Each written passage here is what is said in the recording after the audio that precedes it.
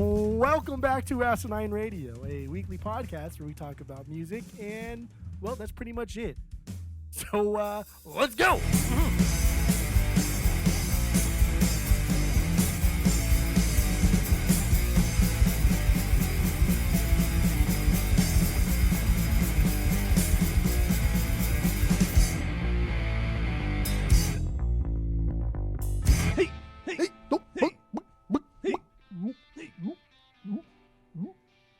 This is Asinine Radio. This is the weekly music podcast where every week we get into a different band, different artists, and we listen to all of their records.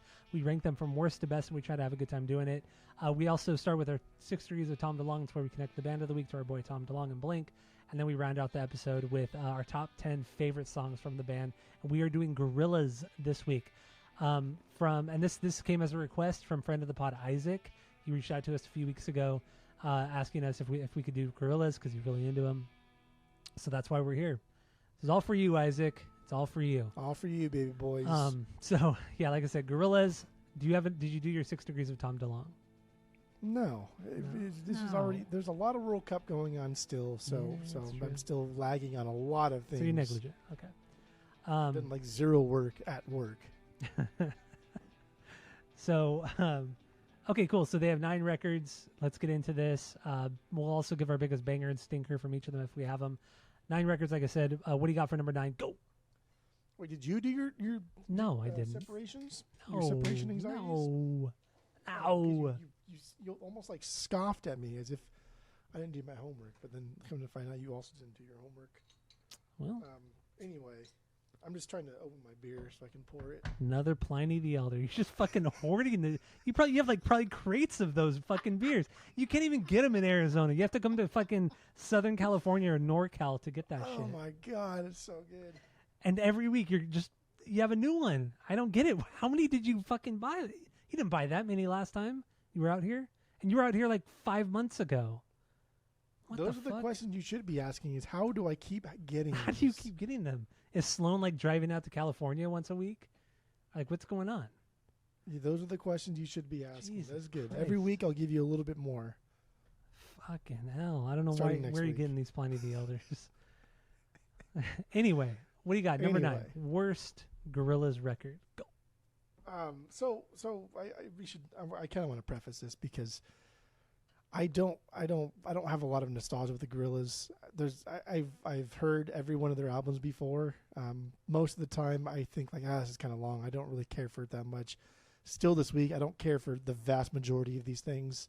I will say that because this was a shortened week because of the World Cup, I do want to go back and listen to a lot of these as they come through my store, because I think we've had every single one of these at least several times in my store. So I do want to take them home and then listen to them while I'm in the privacy of my house on my couch playing video games.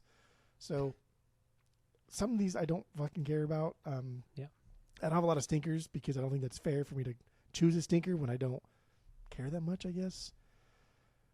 So that's where I'm at. Okay, that's fine.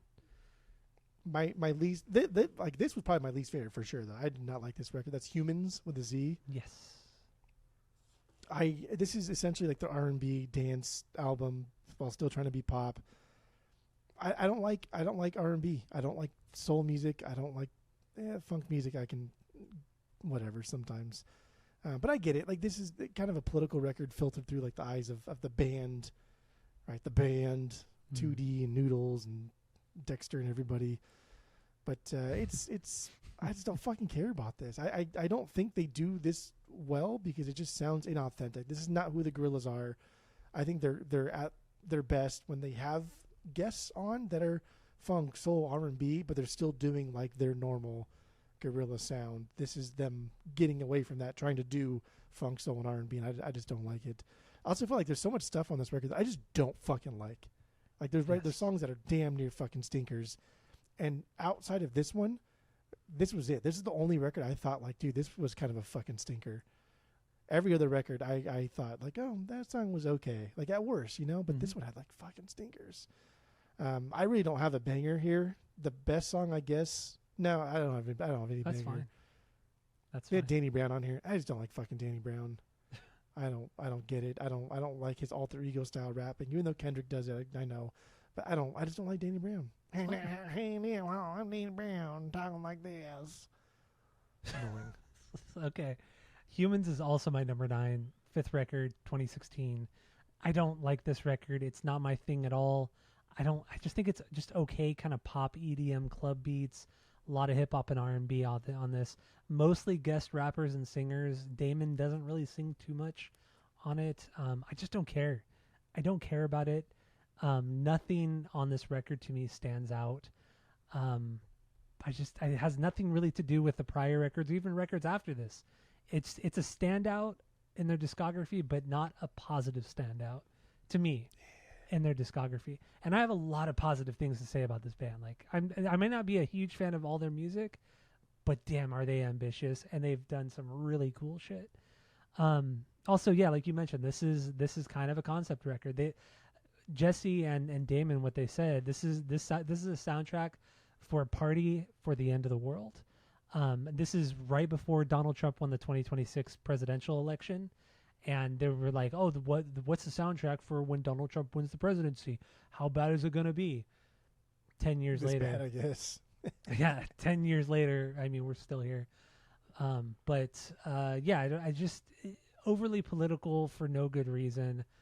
Like Mark Adkins said, like, who cares? Why you have politics in your music? It doesn't change. It literally changes nothing. And you kind of the great Mark Adkins. The great Mark Adkins from Guttermouth. But it's absolutely true. It's absolutely true. It literally does nothing to change anything. So yeah, Humans from 2016. Not my thing. 2017. Close enough. This is 17. Okay, whatever. No, it was 16 because it was before the election. No, it was 17. You sure? I am 100% sure. Okay, whatever. You can hear my fucking loud ass keyboard. You're right, it is 27. Okay, I stand corrected.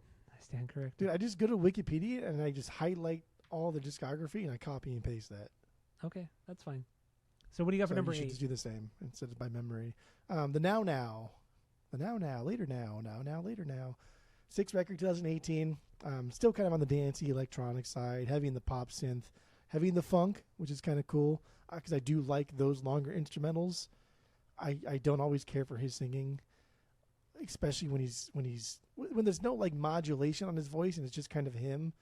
I don't really care. I don't think he's great.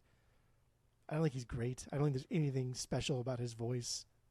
But like in the Gorillaz, I like it more because he's usually doing something kind of fancy with his voice or putting it through some type of filter. And I like that.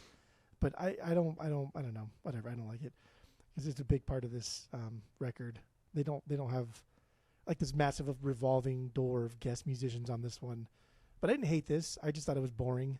Again, because I don't care for Damon singing, and like there's a fucking lot of that here. And I guess so, like to keep it kayfabe with the aesthetic of the Gorillaz virtual band, this might have been better served as like a 2D side project. Like that would have been kind of cool.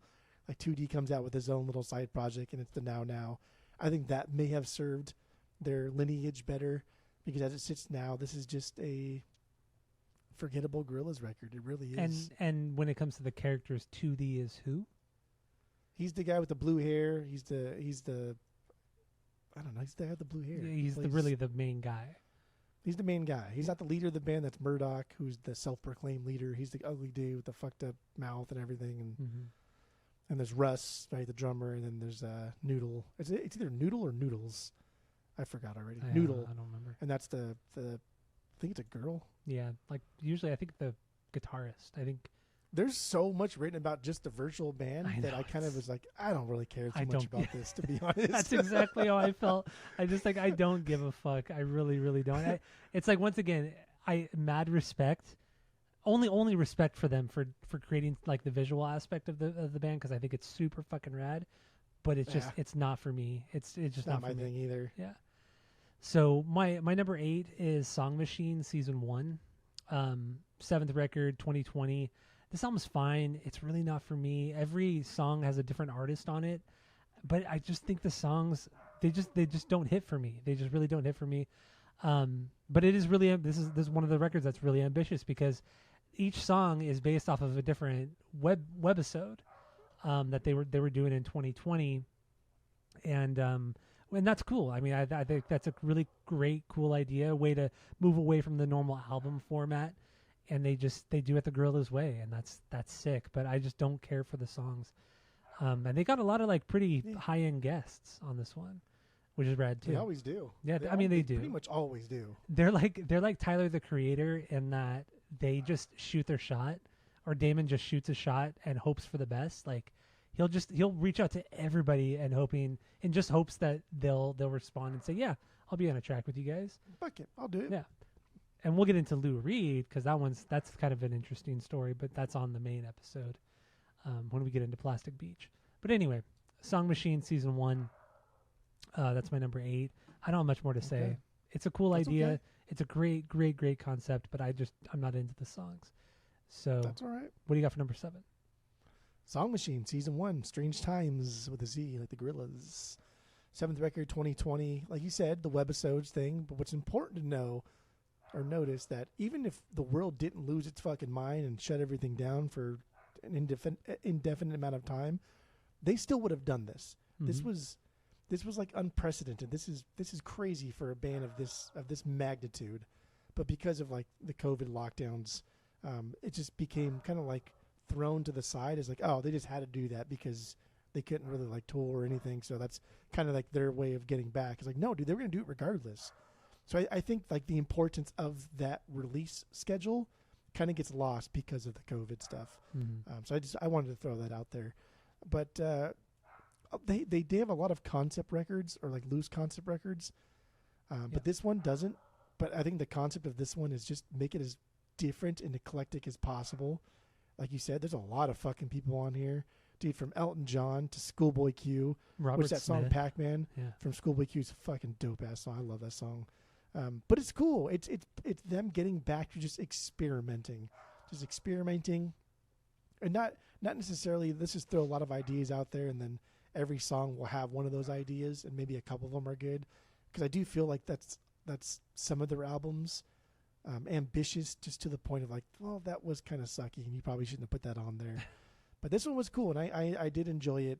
It's just there are some songs on here I did not like at all. The Lost Chord, that's just R&B nonsense. And I don't fucking like it and I don't care.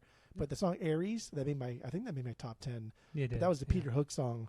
Dude, that's a fucking banger. That one is pretty good. That song is pretty God good. damn. I don't even like Joy Division shit, but I love that song. You don't like New Order, Skip? I like none of that shit. Don't tell Skip. He's going to get upset. New Order. Joy Division. I don't give a fuck. Actually, I do like New Order's first record. I listened to it the other day, actually.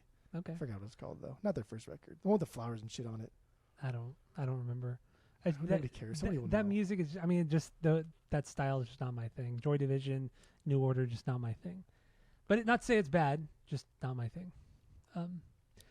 So, number 7 for me. Number 7 for me is the Now 6th record, 2018. Pretty close so far. Yeah, so this is one that was recorded very similar to their album The Fall from 2010, where it was all done on tour, essentially pretty much just like on an iPad and on a laptop. The only difference is here after the tour finished, Damon did end up going to a proper studio, putting some final touches on it before it was released. But it kind of does have a stripped down feeling. There's not as many guests on this one, and overall the beats themselves or the songs themselves are much more upbeat, lighter, poppier than a lot of their music, and a lot of new wave all over this one. I'm not a big fan of new wave music. This album's not bad. It's just another thing where it's not really my cup of tea. I like the more stripped down approach to the music. I think sometimes these records can get way too bloated and way too long. I mean, most of their records are over an hour long, just over an hour long, and it's way too much. It's tough. Yeah, and there's just so much. There's definitely filler. So this one, I do have a banger, Sukai. I don't know if I'm even pronouncing that right, but that's a fucking killer song. That did make my main Gorillaz playlist, my overall playlist, not my top 10. So it's goody. No stinker though. I mean, in the end, this band doesn't really have stinkers. They're just either just good, okay, to really fucking good. So, Humans was fucking close though.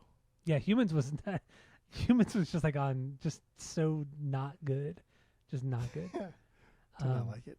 Overall, it was not good. So number 6, what do you got? Go. Here we go. We were pretty close to begin with. This is where we're not going to be close. But The Fall. The Fall, their fourth record. I knew you were going to put this low. 2010. I dig this. There's nothing inherently wrong with this. It reminds me a lot of their self-titled, like very, very down-tempo trip-hop, back-to-basics kind of beats. Yeah. It's also dark. It's very heavy. But it's not that heavy. It's just heavy because there's a lot of bass in these beats. But like Demon Days has... Like the first 3 tracks on Demon Days are as heavy as pretty much this entire record. You're right. It's personal, it's vulnerable, and Damon puts it out. And it's kind of a weird time for the band. Kind of shows like the self-conscious side of the songwriting process in the darkest way possible. So it's cool. This is like an iPad album because that's exactly what it is actually. So it is very stripped down by like Gorillaz standards because there's nobody else really here. But also, like, it's not stripped down because he's still putting a lot of instrumentation in these songs. So I don't even know what this is supposed to be. It's just like, it's experimental for the sake of being experimental, but without actually being experimental album. Okay. It's just missing some key aspects. Like, there's not a whole lot of fucking, like, damn, that was a good pop song, dude. Yeah, it's and this true. band's essentially a pop band. Just, they have a lot of other things they do. But they're at their best when they're doing, like, pop music.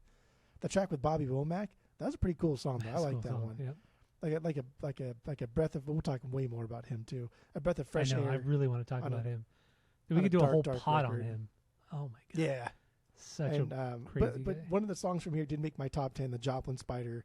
That song's fucking wild. That may be the wildest song they've ever done. It's the wildest song on this record. It is crazy. I liked it. It was good. Yeah. It is their most wild song. It's weird. That's bonkers. It's a weird fucked up song. So my number 6 is Cracker Island. This is their 8th record from 2023.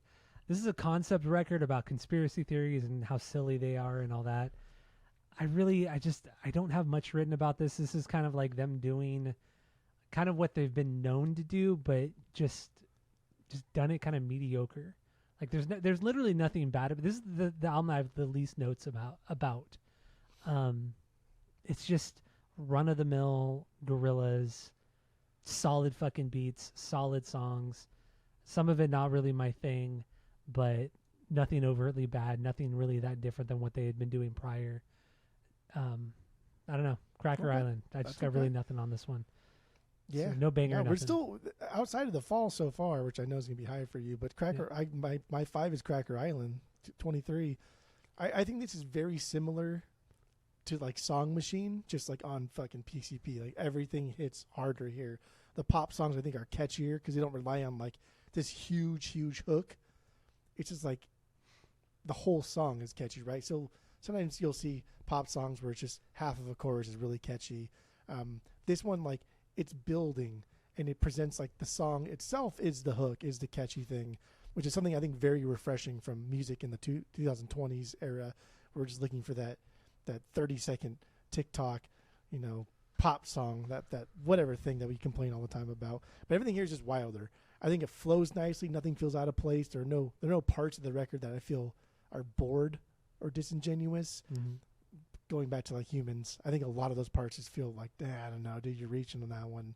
It just doesn't resonate with me, and I feel like I'm probably the casual listener that they're trying to resonate to.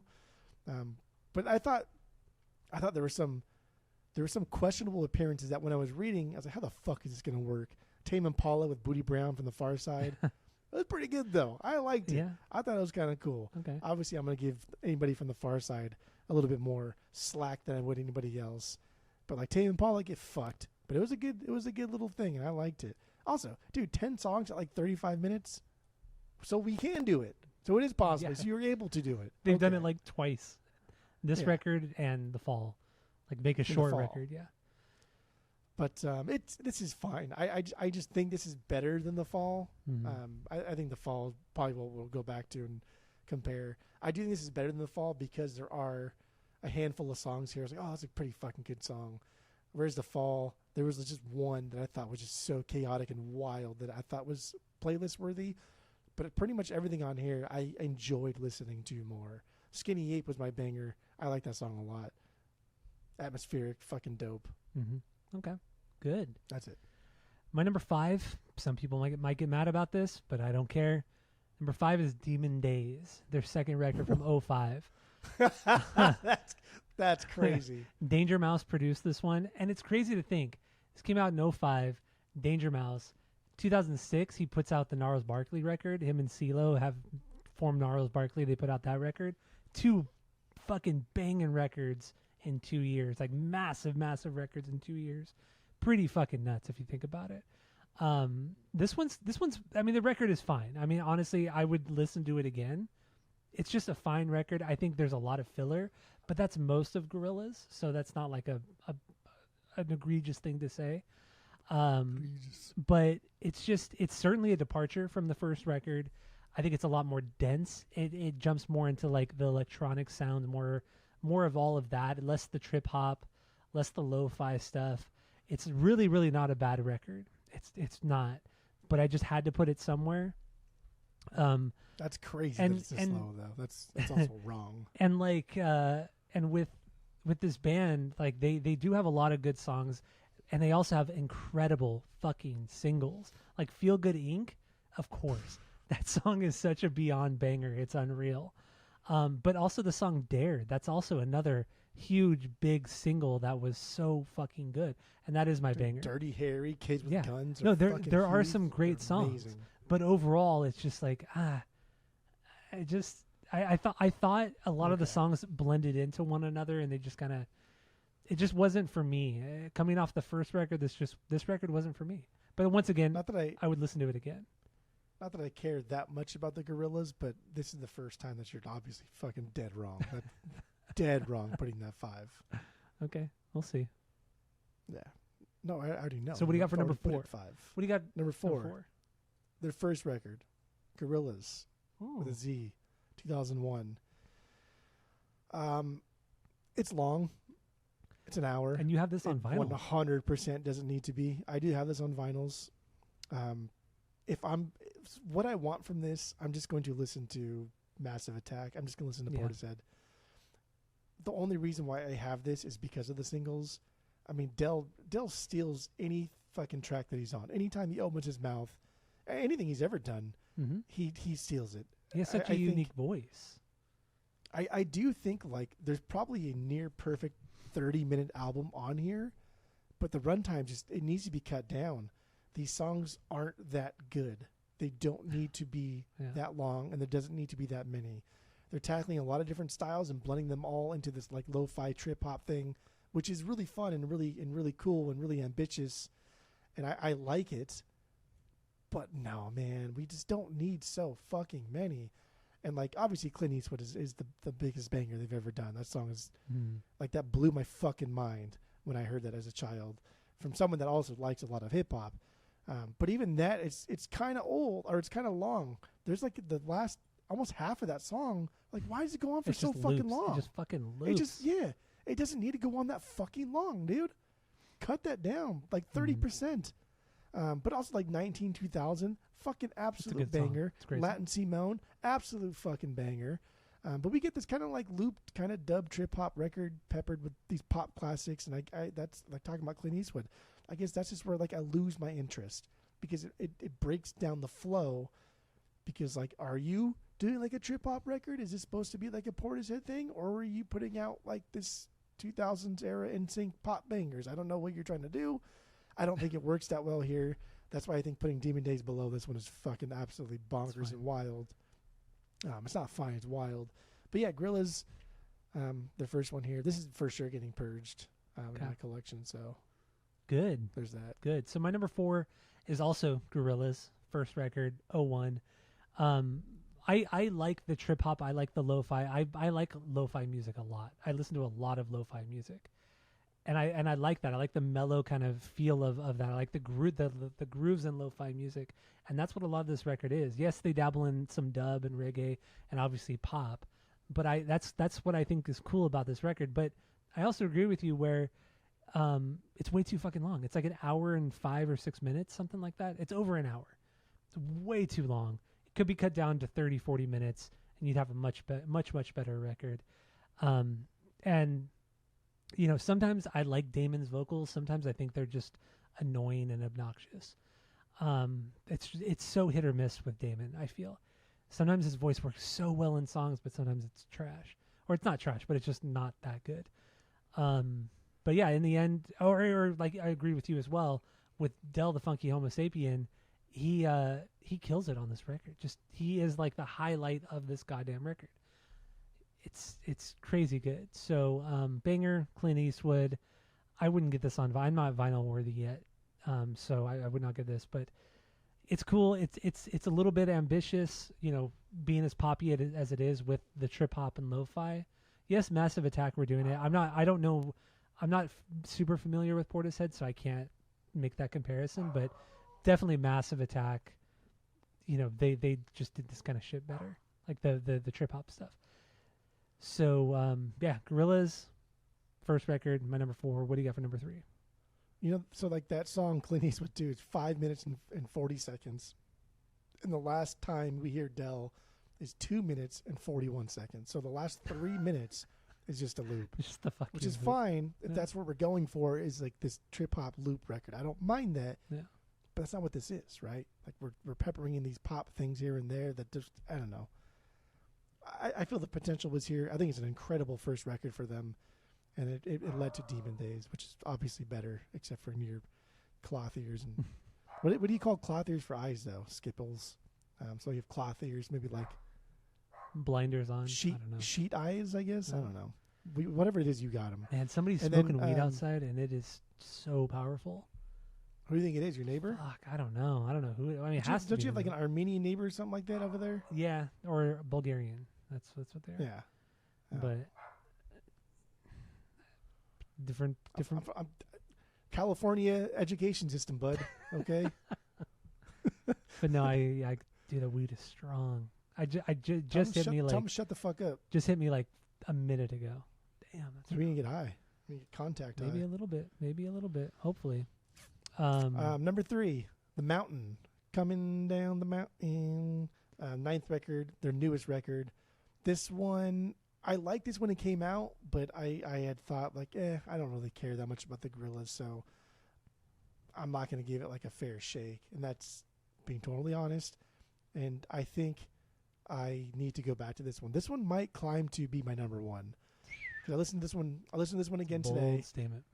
And it is fucking wild. It's a cool conceptual output too, right? About death and the afterlife and all these things that kind of go with that stuff. It's heavy when it needs to be, but it also kind of can be like, it can turn and be calm and spirited and I don't know, peaceful. Mm-hmm.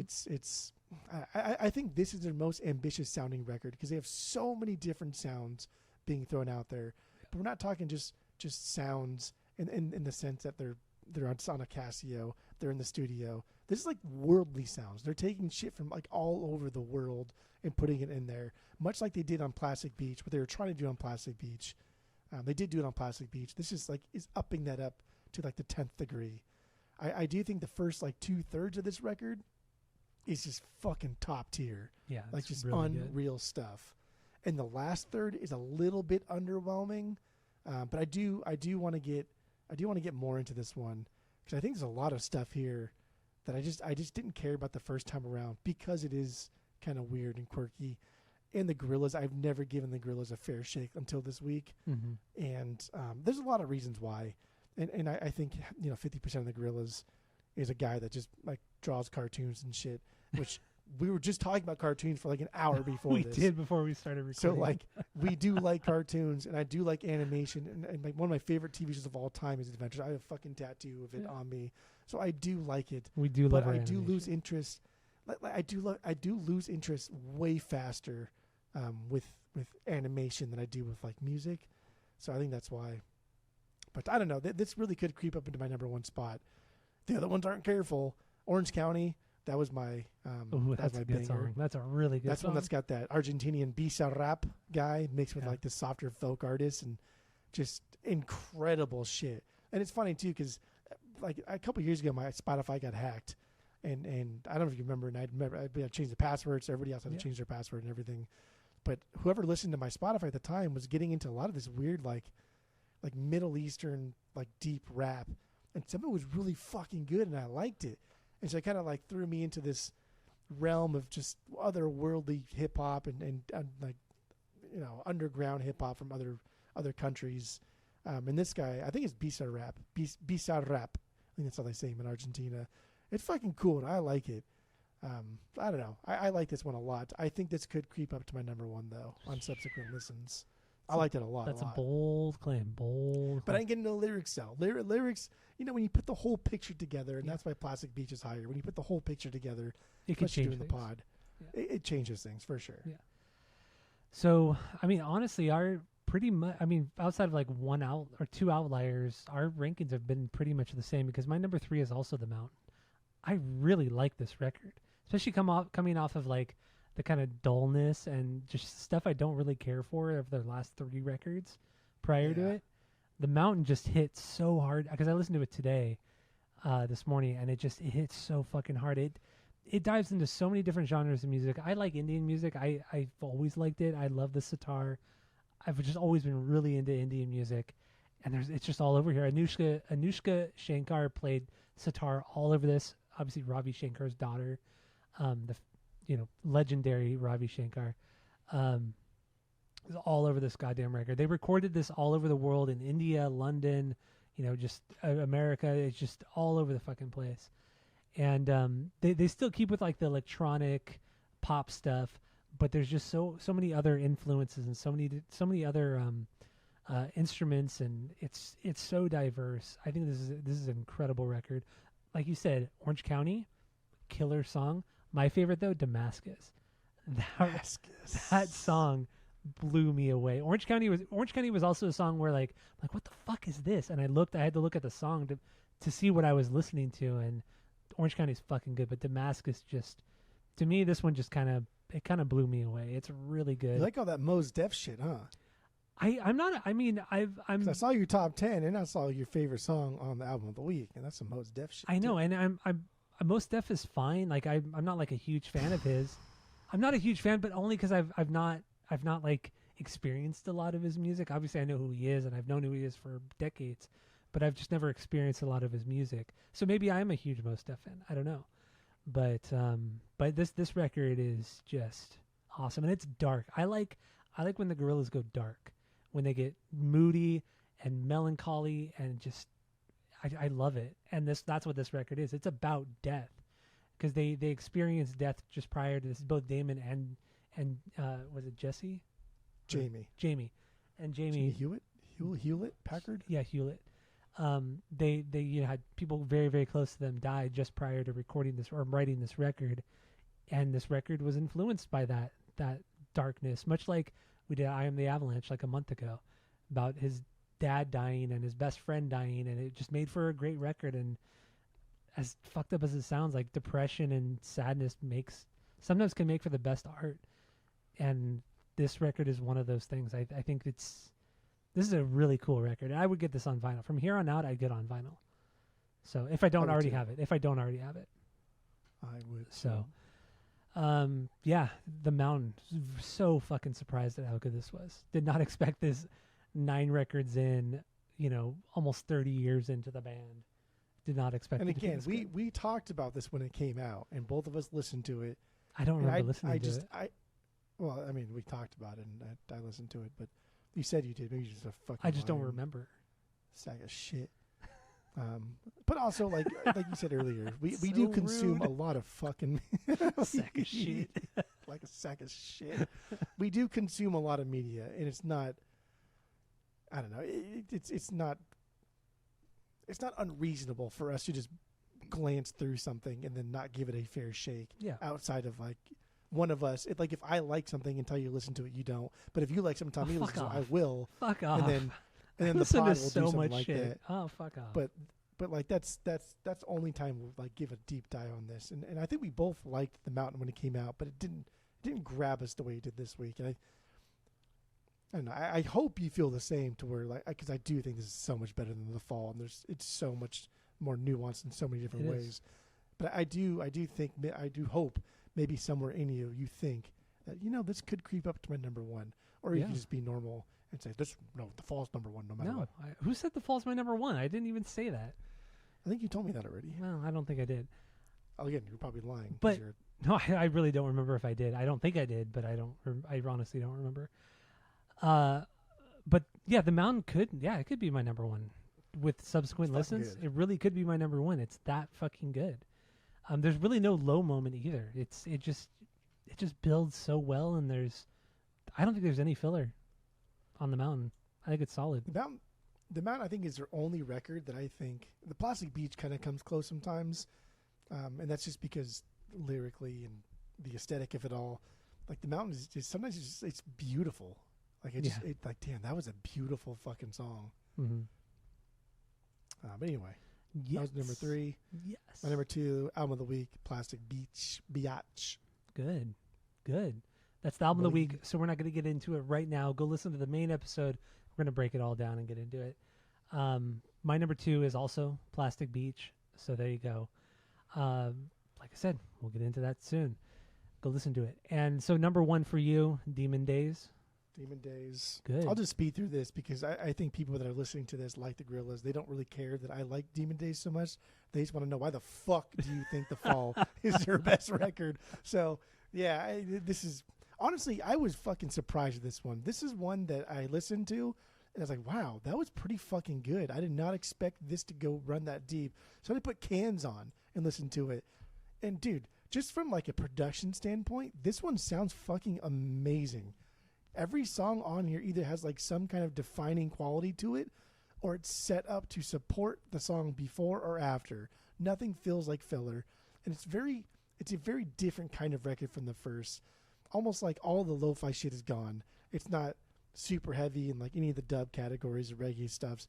But again, like, it's a great pop record at heart. And that's what Damon wants to be, is a pop artist.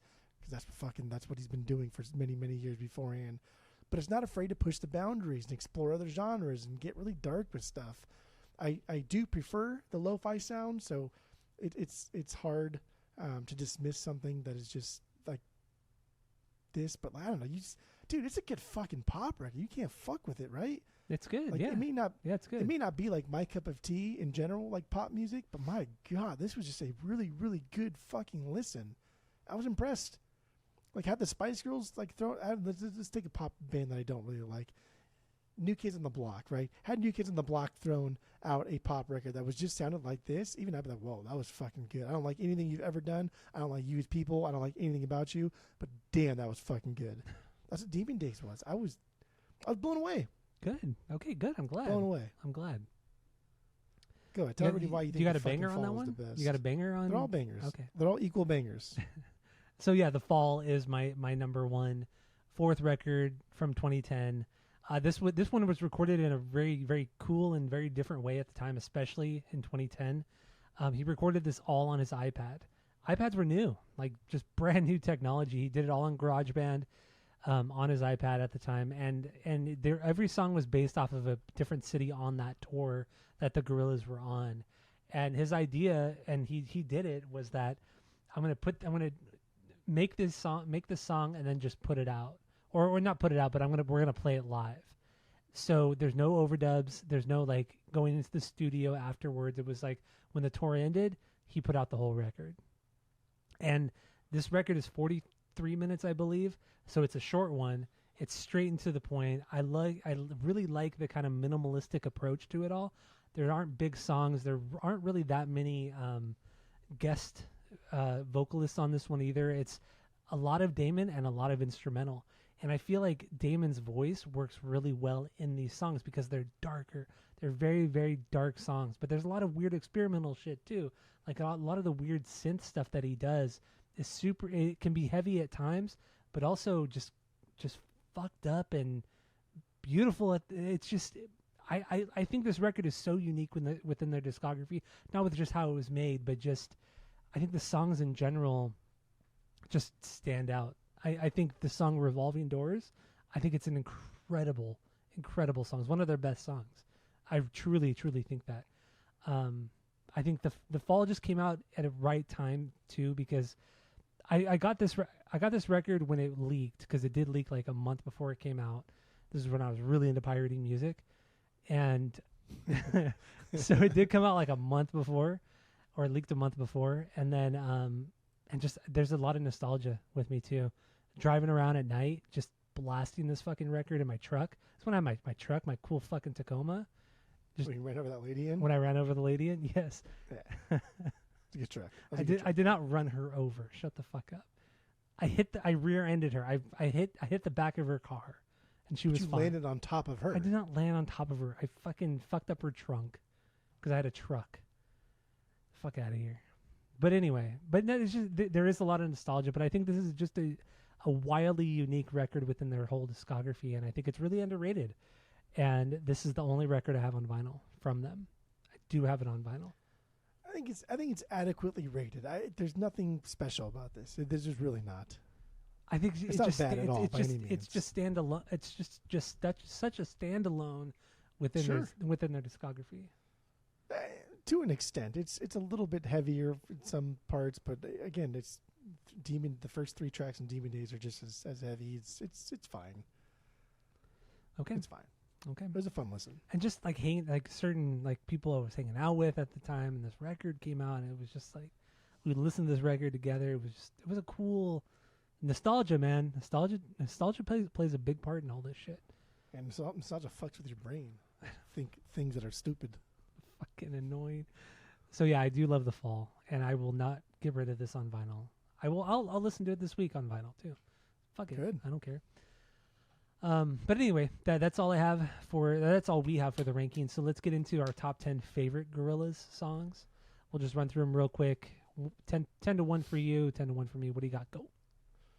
The Joplin Spider from The Fall, number 10. Nice. Rhinestone Eyes, Plastic Beach. Aries, the Peter Hook song from Song Machine. Empire Ants from Plastic Beach.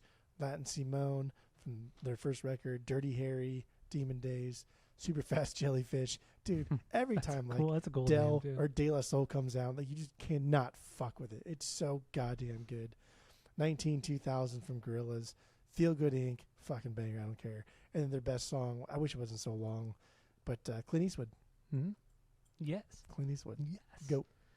All right, my number 10, and some of these are singles, so I don't care. Deal with it. Number 10 is Detroit from The Fall. Number 9 is Feel Good Inc. from Demon Days. Number 8 is Dare from Demon Days. Number 7 is Empire Ants from Plastic Beach. Number 6, Damascus from The Mountain. God, that song's so good. I can't even, that song is fucking incredible. Number 5, Amarillo, however you want to pronounce it, from The Fall. Number 4, Stylo from Plastic Beach. Number 3, Rock the House from the first record. Number 2, Revolving Doors. Like I said, the song is incredible. And then number 1, Clint Eastwood, because that's just the song, man. That's just the song. And also nostalgia. Yeah, absolutely. Absolutely. All right, so that's all we have for this episode, the rankings. So thank you all for listening. Go to Spotify, Apple Podcasts, give us 5 stars, all that good stuff. Go listen to the main episode. We're getting into Plastic Beach from Gorillaz, and that's it. That's all.